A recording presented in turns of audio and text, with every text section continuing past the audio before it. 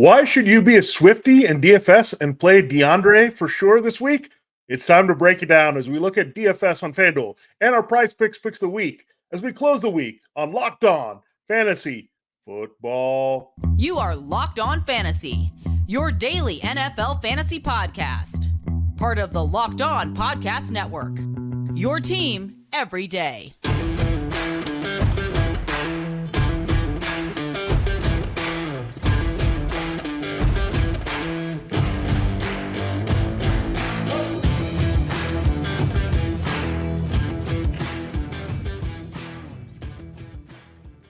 Greetings, everyone, and welcome to another edition of the Locked On Fantasy Football Podcast. We're your destination to become the smartest fantasy football player in your league. We're part of Locked On Podcast Network, your team every day, your fantasy football team every day. I'm one of your co-hosts, Vinnie, Iyer. When I'm not doing this, I'm writing about NFL, betting, and, of course, fantasy football at sportingnews.com. Hey, I'm Michelle Magdziuk, researcher at NFL Network and fantasy analyst for NFL.com. Yeah, Michelle, it was not a great start to week 6, unless you played Travis Kelce. You were somewhat happy, or you somehow lucked into Kadarius Toney scoring that touchdown. But it was pretty ugly, or Cortland Sutton, but not a very big result here. So we're hoping for some bigger scores here. I know Taylor Swift was in the house to see Travis Kelce, so he decided to play through that ankle, have a big game. Everyone else, I don't know, maybe they need to date a superstar pop singer, and then we will have more big games in fantasy. But we'll see. We do like a Swift. I'll tease this again that we like DeAndre Swift quite a bit this week in DFS. We'll get into our picks here. We'll start with quarterbacks and wide receivers. We'll get into running backs and tight ends later here on the show, as well as our price picks of the week. Speaking of price picks, this episode of Locked On Fantasy Football is brought to you by Price Picks, the easiest and most exciting way to play daily fantasy sports.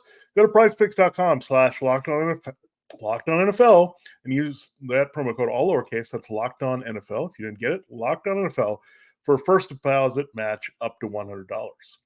All right, Michelle, let's dive right into our picks. And it's good because we have a lot of picks I was thinking about. You had them. So this is good. This is good for you all listening that, hey, we can agree on some players and you should look at their value. So, Michelle, I'll let you have at it. First, tell us your two quarterbacks here that you're looking to play in DFS on FanDuel this week.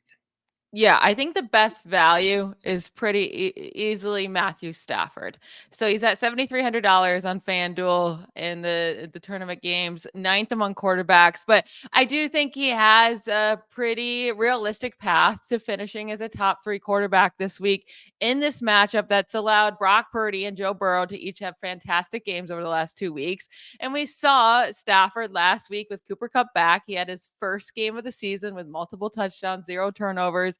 I think that continues this week against a Cardinals defense that's allowing the 4th highest completion percentage, 5th most pass yards. Like, I think he gets it done this week, and it's just, you can't beat that value at cost. If you want to go with a guy with even more upside, he is going to cost more money, of course. It's Justin Fields against the Vikings. He costs 2nd most among quarterbacks behind only Jalen Hurts. But again, like, he's finished as the quarterback 1, maybe quarterback 2 a couple weeks ago over the last 2 weeks. Like, he's had these monster weeks, what we know Justin Fields can do. They're finally showing up.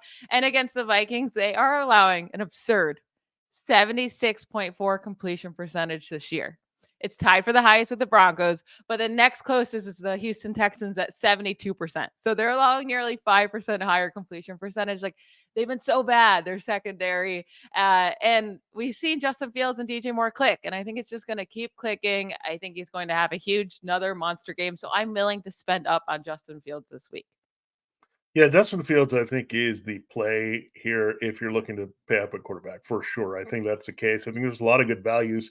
Matthew Stafford is one of them. I have a couple right around the Stafford price, and then go a little bit deeper this week on the board, a little bit contrarian there. I think actually my pick is not going to be contrarian. We look at the end of it, but let's go to the first one. Joe Burrow, still reasonably priced here at 7,500. The Seahawks pass defense has struggled with some injuries, and we know that's what the Bengals want to do. They're at home, and T. Higgins might be back, so that could help Joe Burrow as well, of course. I mean, Jamar Chase did a load pretty much for him last week, but I think we saw the Joe Burrow of old play pretty well, and he typically plays really well at home. The Seahawks, again, not scary enough of a defense where they're going to really do anything to disrupt him. And also the Seahawks could come in there, look good, take a lead, and you could have very high volume there as the Bengals go back and forth with the Seahawks and Geno Smith. So I'm looking at where you could definitely see 303 again from Joe Burrow this week. Now, the other guy is a little bit of a pivot, but it is a revenge game player. It is Gardner Minshew at 6,500. Now, the Jaguars' pass defense is kind of tricky. Like, that's the one thing you have to keep in mind in this one. But I also think this is a terrific matchup for the Jaguars' offense, so they should light it up here. Gardner Minshew is going to want to play well. I mean, I think he's one of those guys, if you look at his mindset, that he's want to come in and play well, right, in this game. Like, he'll say, look, at least want to make our team competitive, have a good showing here in the second half. And again, if he goes away from Michael Pittman, he feels very comfortable with Josh Downs. There's other receivers he can get involved in, namely the tight ends. So look, just enough, but you don't need all that much, right, to get that 3x return when you're looking at 6,500. So if you go cheaper, that's the guy I would target this week. But Stafford, Burrow, you could pick your guy there. But really paying up for Fields is not a bad idea. And Michelle, before you get into your wide receivers, do you like those picks? I think the Gardner Minshew one is super interesting because I do think the Colts will have a hard time running. I mean, we saw last week the Jaguars held James Cook to -4 yards on 5 carries. We saw the Colts struggle to run in week 1. Now that's before they had the best running back in the league, Zach Moss, on their team playing. But I still think that's a really interesting choice there. So I think if you're trying to save money, I love that for him. Moving on to wide receivers, I have a stack here with Puka Nacua and to go with my Matthew Stafford. Now, you could spend up on Cooper Kupp. I think that's fine, but Puka Nacua is $800 less than Cooper Kupp. So saving some money, and I think they're going to get similar amount of targets. It just pretty much comes down to who will get the touchdown. Last week it was Puka. Of course, it could be Cooper Kupp this week. I will say something to point out, and I know they're different players on defense. I think different coaches at this point as well. But the Cardinals have held Cooper Kupp to 65 or fewer receiving yards in 3 of the last 4 matchups. It's the only 3 games that Cooper Kupp has had under 75 yards since 2021. So all 3 games with under 75 yards from Cooper Kupp has come against the Cardinals, which I just think is kind of crazy.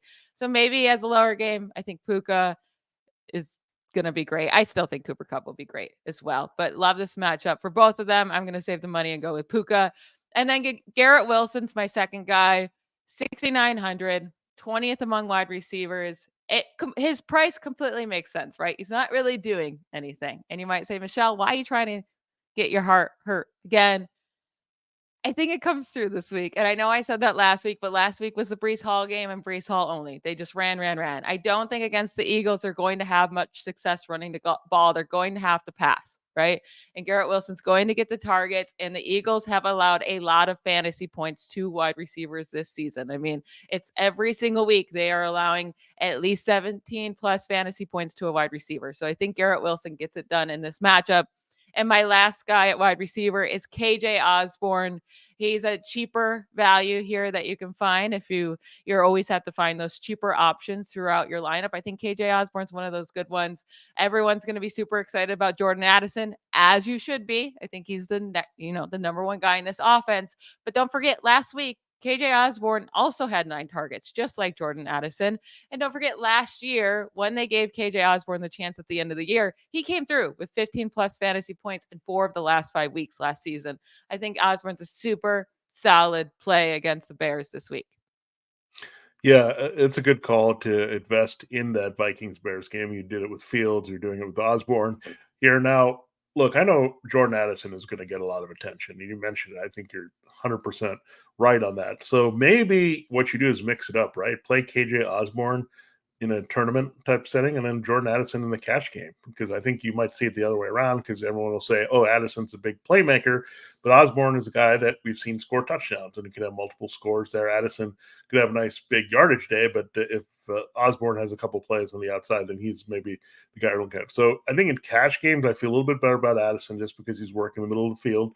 And I like both of them, but I think if you want some deviation, I think you go Osborn in the GPP type setting here, because I think it'll go the other way around. But I do like both of them. Addison, $6,700, only $500 more than Osborn, so very reasonably priced here, and just catching up to that with Justin Jefferson out. Now, Drake London, we're going to hear a little bit more about him with our price picks, but 6,700, it's just really good pricing here. The Commanders, we talked about, they're changing up their corners a little bit, maybe not having Emmanuel Forbes, the rookie first rounder, exposed as much, but still, it's not a very great secondary. And I like Drake London and the way he's played at home this season. So that's the thing. I think the entire Falcons offense just tends to perform better, especially the pass game when they're Atlanta. That's where they are for the Commanders game this week. And then Devonta Smith, look, he's been very cool. So a lot of people might be off him this week. So that's another way you can go. You get a piece of the Eagles offense against the Jets. Now, there's some really tough injuries outside of Sauce Gardner. Gardner is not playing, as we said, a shutdown level. Smith is the guy that can move around as well, a little bit better than A.J. Brown. So get him the nice matchup in the slot. They were also missing Eccles last week. So a little bit thin suddenly on that Jets quality secondary. So that's how I look at those three guys against Smith. May be a guy that you just target because not a lot of people are going to go after him, but he can blow up for big games. So London, Addison, and Smith are my picks. They're wide receiver this week. Yeah, I think Addison's going to have just a fantastic game. I went with Osborn because I already went with some more expensive players, but I really think Jordan Addison's a great play. London, I'm getting warmer on, right? The matchup is just too good. It's really nerve-wracking to trust these Falcons pass catchers, but the matchup is so good that if Arthur Smith doesn't actually take advantage of that matchup, then he needs to stop being a coach, right? Like you need to be smart enough to take advantage of this huge mismatch there. And with Devonta Smith, I'm not going to be as high at him because I have two other Eagles that I want to play that we're going to get into the next segment with our running backs and tight ends. I actually have an Eagle at each position that I'm going to bring up. But yeah, we're going to get into our favorite plays at running back and tight end in our next segment here. But first, we need to talk about our great sponsor, Jace Medical.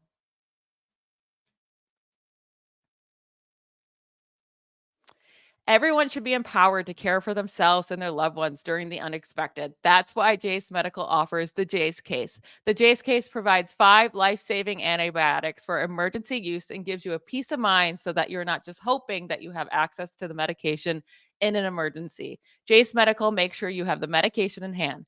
Jace Medical is simple. They handle everything from the online evaluation to licensed pharmacy medication delivery and ongoing consultation and care. Don't get caught unprepared. Save more than $360 by getting these life-saving antibiotics with Jace Medical, plus an additional $20 off by using code locked on at checkout on jacemedical.com. That's JASE medical.com, promo code locked on.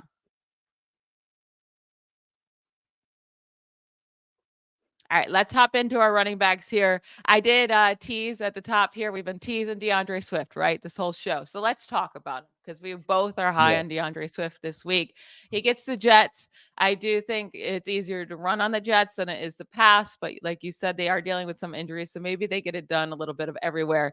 But I want to go with DeAndre Swift because he hasn't had, that week 2 game was huge, right? And it's been a little bit lower than that the last few weeks, but it's been consistently putting up decent fantasy numbers. And I think in this game, we can see one of those monster performances from him against the Jets, who, Isaiah Pacheco had the best game of his season against the Jets. Jaleel McLaughlin had a really nice game against them in week 5, unlimited opportunities. So I just really like Swift this week against the Jets, and his price at $7,200, I think is very fair. It's not towards the top. It's not anything crazy, but you're paying up a little bit for a guy that should put up really great numbers. Yeah, he's 100% the guy that I'm circling, and you picked him, and I was going to pick him. But look, as long as we're all on board, that means you should be on board as well. This is good news, right?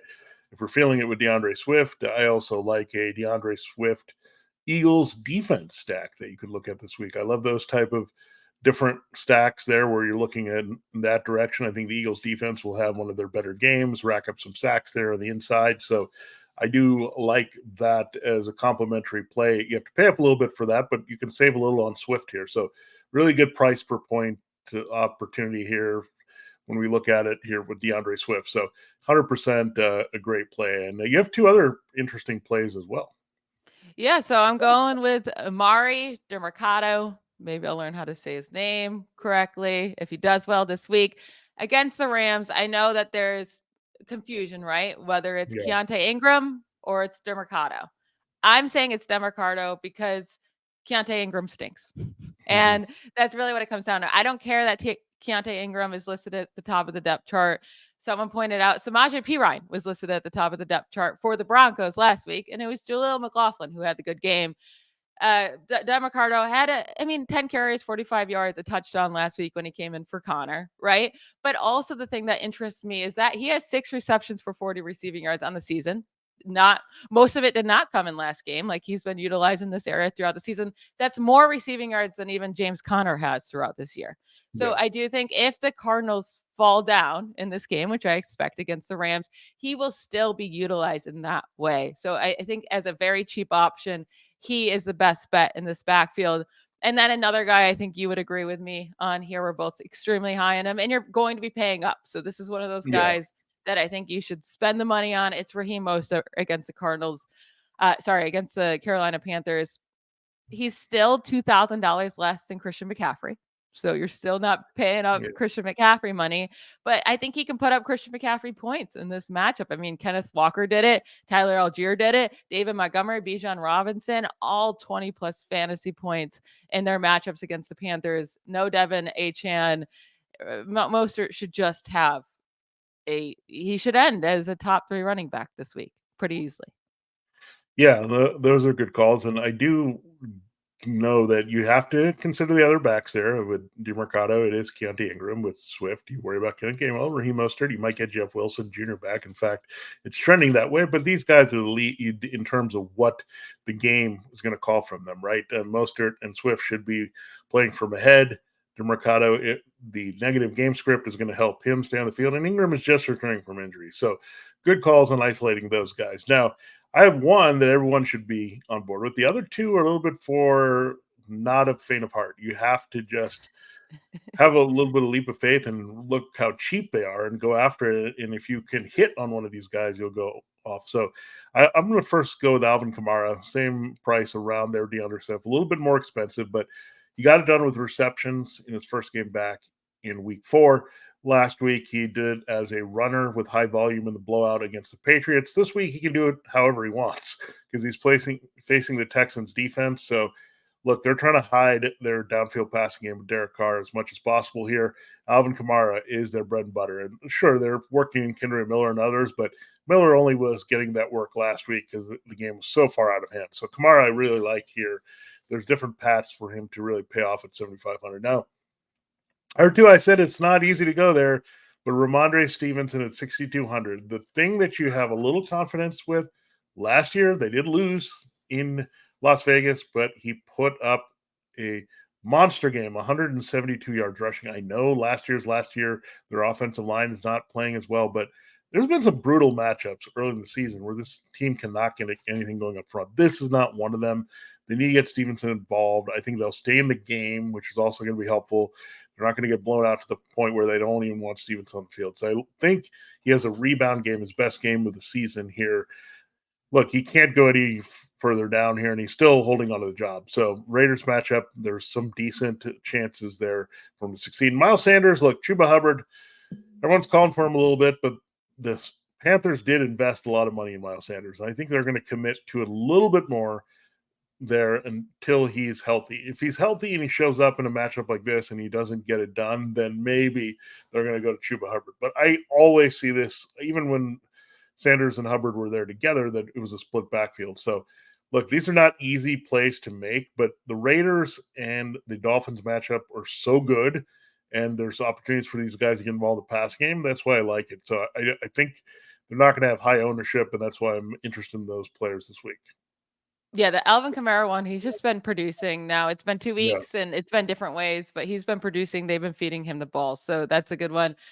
You know how I feel about Ramondre Stevenson. And my biggest worry is that what if they do actually score any points and they get around the goal line? I feel like they'll just put in Ezekiel Elliott to knock it in because they've been, Stevenson snap counts have gone down. Zeke's is going up for whatever. I mean, they both are not doing well. But that's my only worry. And then just keep an eye on Miles Sanders' injury. It looks like he might not even suit up. If he doesn't suit up, maybe you go to Chuba Hubbard. You just kind of replace him there. But if Miles Sanders does suit up, I think he could be a sneaky play with getting some targets as well, because you expect them to lose this game pretty terribly. So moving on to tight ends, like I said, I have another Eagles player here. This is the pass catcher I am targeting in this Eagles offense. It's Dallas Goedert. I feel like it seems like I'm just chasing last week's points, right? But it's because of the matchup. The Jets are allowing the most fantasy points to the tight end position this season. And I think they're going to exploit that matchup again. And they had a lot of success with Dallas Goedert, and I think they're going to have it again this week. So I love Dallas Goedert, plugging him in this week. And then a cheaper option would be Tyler Conklin, Jets tight end. Same matchup. So just on the other side of the ball. 4,900, so a lot cheaper than Dallas Goedert or any of those top guys. And for whatever reason, Zach Wilson and Tyler Conklin have a connection. Only guys that have figured out a connection together, but 50 plus receiving yards in 3 of the last 4 games. The thing is, he hasn't scored a touchdown this year, but if he gets into the end zone with those 50 yards, it's going to be a top 8 tight end play this week, and he's super cheap. Yeah, so you'll be watching that game very closely between the Jets and Eagles for your tight end production. Now, you had a guy written down here for me. You guessed who I was going to go with on one of them, and you were absolutely right. It's Logan Thomas, 5,400. I liked him a lot just in regular seasonal fantasy this week, but look, it's an opportunity here. This Commanders-Falcons game, maybe you want to invest a little bit more than you think. I think there's going to be a little bit more offense. The Falcons don't have a good pass rush, and the Commanders don't have good pass protection, so that's going to give the Commanders a break. The Commanders don't do it a lot right to stop things, so you're going to have a little bit of back and forth in this game between these two teams. So I like that. Logan Thomas should be involved quite a bit here. We saw Dalton Schultz have a very nice game in Atlanta last week, so I really feel really good about Logan Thomas playing him. It's a good price at $5,400. Now, if I'm not going there, I'm going to go pay all the way up to TJ Hockenson. Now, we talked about Osborn and what Jordan Addison can do, but this is a little bit of a pivot, right? If you see there's a big ownership, especially on Addison, and then Osborn comes next, don't forget about Hockenson. The Bears can give things up to the tight end. He has a decent history against them from 2 teams, the Lions and Vikings. So TJ Hockenson, I do like it. You pay up a little bit, 6,700. Here you don't have Travis Kelce, of course. He's already played. So this is your opportunity to go to the top of the market here, and I think you'll get those type of results.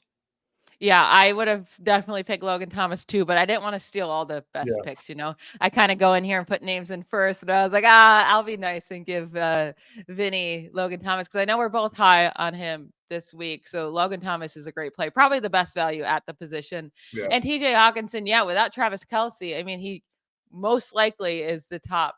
And you don't also have Mark Andrews in this slate either, because he plays in the London game. So really, TJ Hawkinson's should finish as the top scorer among all these guys in the main slate. So love that pick as well. And then, we're going to get into our best prize picks of the week, which, by the way, I sucked at last week. So I'm sorry, and I'll do better this week. Yeah, we'll hear some repeat names here from what we do. But again, if you like them in certain aspects in DFS, you're going to like them on prize picks as well. So we'll get into that in a moment. And if you're new to prize picks, I got a way for you to get in on it here this week. As we told you at the top, this episode of Locked On Fantasy Football is brought to you by Prize Picks. It's daily fantasy made easy. It's the largest independently owned daily fantasy sports DFS platform in North America. Their easiest and most exciting way to play DFS. You just guess against the numbers. Instead of battling thousands of other players, including pros and sharks, you just pick more or less than on 2 to 6 player stat projection and watch those winnings roll in. It's very easy. You just look at what the projections are and which ones are available. Then you go in there and then just make your picks. As you go more and more, you get the multiplier that goes in your favor. So check that out. The more picks you get right in putting them all together, you're going to get a big payday there. So check it out at Prize Picks. Again, you just pick 2 to 6 players and you go just more or less. And we're talking about receptions and yards and all that good stuff in this contest. So check it out. Go to prizepicks.com/LockedOnNFL and use the promo code LockedOnNFL for first deposit match up to $100. Again, it's prizepicks.com/LockedOnNFL, promo code LockedOnNFL for a first deposit match up to $100. And stay tuned here as we reveal our 6 Prize Picks picks of the week right after this.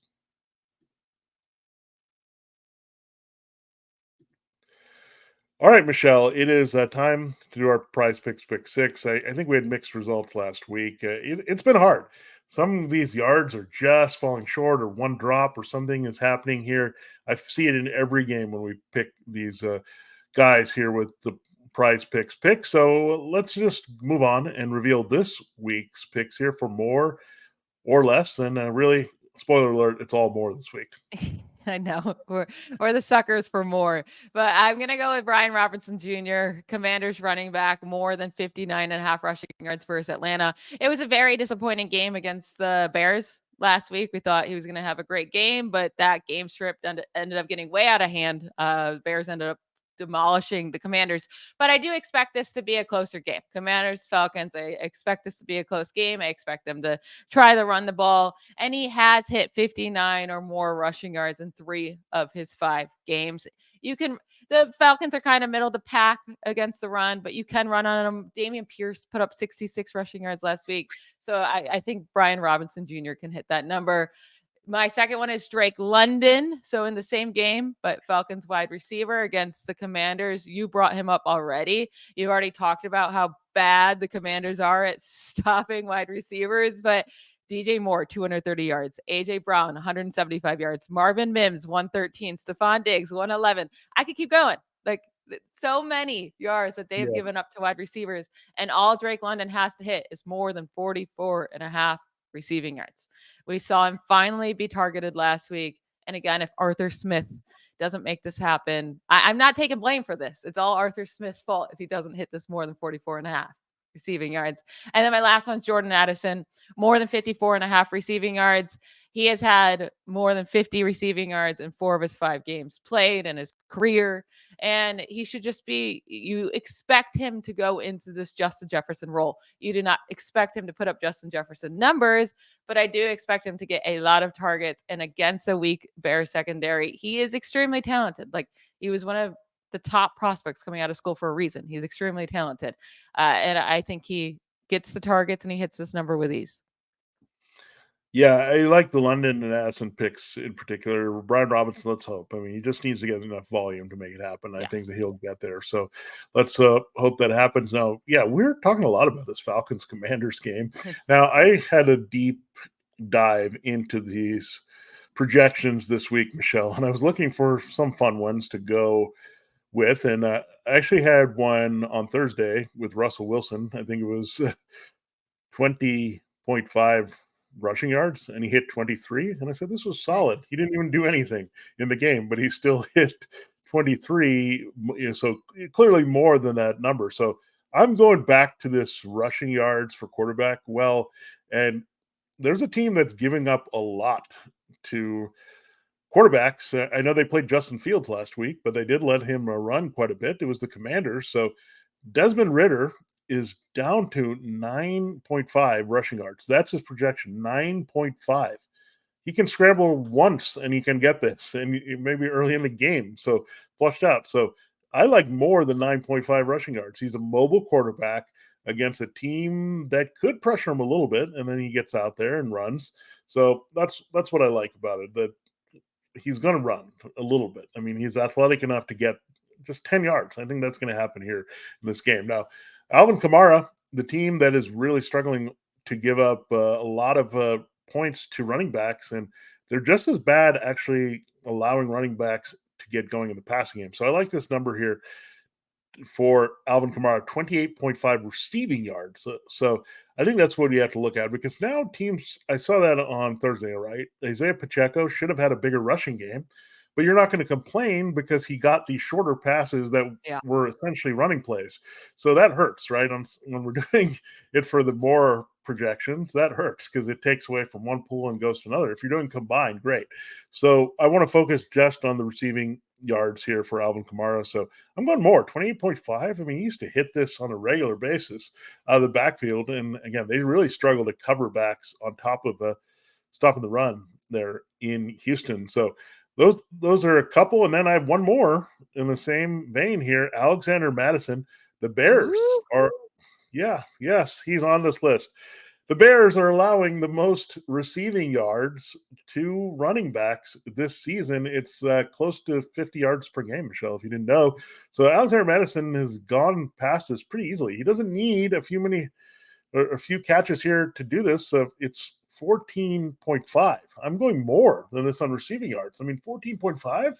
Like, he's involved just enough times. Like, he can do this in 2 catches, and we're good. So I like this because we can get all these out of the way in the first quarter, first half, and then we can just rest the game. That's the thing. That's why we don't always go less, because you have to sweat it out the whole game. Yeah. Here, it's like, get past the mark, get us to victory, and we're good here. So, yeah, Alexander Mattison, I know you're shocked that he's involved here. We've talked a lot about the Vikings, but again, the checkdowns, that could happen. I mean, there's a chance the Bears could lead this game and have a negative game script again for the Vikings. So this is in Chicago, so keep that in mind. So you like Mattison. They involve him just enough. It's that pass, you know what I'm talking about, Michelle. If you have him on your team, it's like, oh, it's up in the air forever. And then who's it cat?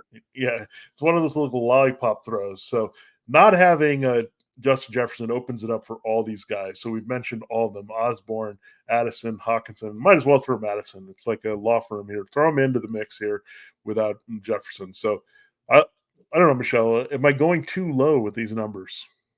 No, I think I like your strategy here. And it is also really nice to make these, put some money on these mores like that, because like you said, you're still in it even in the fourth quarter if they haven't hit it yet, because it just takes one play. It's not like, oh, I bet on this guy's like 50 rushing yards, right? And he only has 10. Like, I'm not going to get it in the fourth quarter. You can get that in the last play of the game. So I like that strategy by you. And you're right. Like, there's you would expect targets to kind of be spread around everywhere. I do expect Jordan Addison to get more targets and be the number one guy, but all of Justin Jefferson's targets aren't going to just go to Addison. I do think they get spread around. Madison is utilized in the passing game. So I love that by you. And anytime you bring up Alexander Madison doing well, I'm going to love that. Yeah, I was thinking about Ramondre Stevenson, but no, I can't do it. I can't attach myself that way. Like, I think DFS is a little bit different in that sense when you're playing a little contrarian, but here you just want to hit the number. You don't care. You're not, again, competing against other people, as we say, for prize picks. So this is the chance to do that and take advantage of that. So hopefully those will pay off here for you with our prize picks of the week. We thank them for sponsoring this Friday edition of Locked On Fantasy Football. Good luck in all your matchups this weekend. Whatever happened to you in the Broncos-Chiefs game, you got a lot to make up here over the weekend. Don't play any Packers or Steelers. Otherwise, you're good, and hope you can win your matchups. For Locked On Fantasy Football, this has been Vinnie Iyer. And I'm Michelle Magdziuk. Bye, y'all.